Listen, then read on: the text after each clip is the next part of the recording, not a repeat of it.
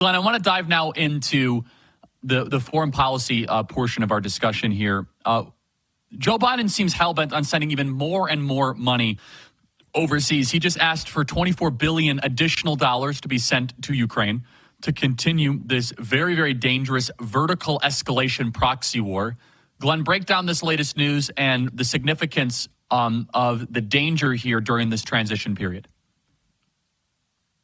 I honestly don't think we've ever seen anything like this. I can't think of a historical analogy where a president whose party is resoundingly rejected in an election uses the lame duck session not for anything urgent or time sensitive, but to simply pour fuel on a fire of a war that even its initial advocates have acknowledged can no longer be won. And especially when Trump ran on a platform of resolving this war peacefully and diplomatically, precisely because he knows Ukraine can't win. All it's doing is resulting in the death of hundreds of thousands of people and the destruction of Ukraine that the American taxpayer will pay to rebuild.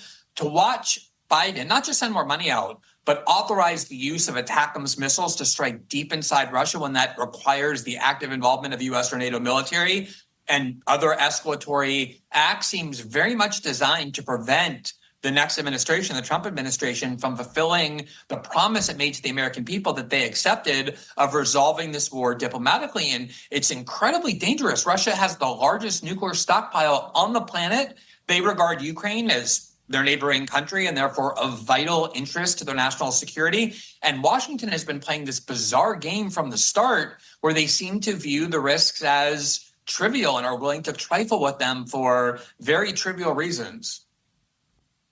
Well, yeah, and I just the DC warmongers that have been pushing this further and further towards whatever this is, and it's bad, they're now applauding, saying finally we're able to use long-range American-made missiles into the interior of Russia.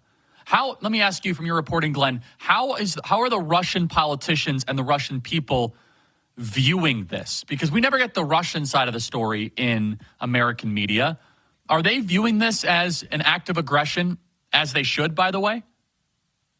Of course. It would be like asking, would the United States view it as an act of aggression if the United States were actively collaborating with some other country, not just to provide weapons to strike inside the United States, but use its military to guide those missiles and to target using their intelligence services where they should land and what they should explode. I think one of the things that has been most lost because of how awash we are in propaganda is the fact that Ukraine is the most sensitive border spot for Russia. It's the place that was used to invade Russia twice during the 20th century in both world wars that resulted in the deaths of tens of millions of Russian citizens. I actually interviewed a German politician, a really interesting woman, Sarah Wagenknecht, who has long been on the left, but is a vehement opponent of German support for the war. And she talked about the generational psychological trauma for the Russians of seeing German troops and German tanks, rather, rolling eastward once again into Russia, toward the Russian border. This has been something, this war, that has been extremely provocative toward Russia. And the problem is that we hear that Putin is a totalitarian leader. No one challenges him. He has a lot of political pressure, primarily on his nationalistic right, that has been critical, believing that he's shown too much restraint about NATO involvement in Ukraine. And he has a lot of pressure to respond very aggressively to this seriously escalatory policy of now having the U.S. and NATO directly bomb inside Russia. Yeah, at some point, somebody has to articulate what exactly success looks like here. And just these platitudes and abstractions, punishing Putin or making sure Ukraine wins. We have a minute remaining here, Glenn. Am I correct in saying that that Russia is taking more territory as months go by, and that the Ukrainians are losing more and more ground? Is that correct?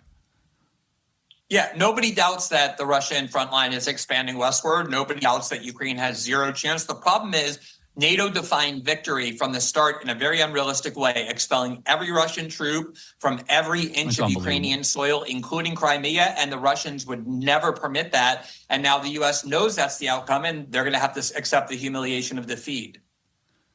Including Crimea. I mean, first of all, Crimea is rightfully Russia's. Okay, that's where Russian wine comes from. It's where their navy was centered in World War II.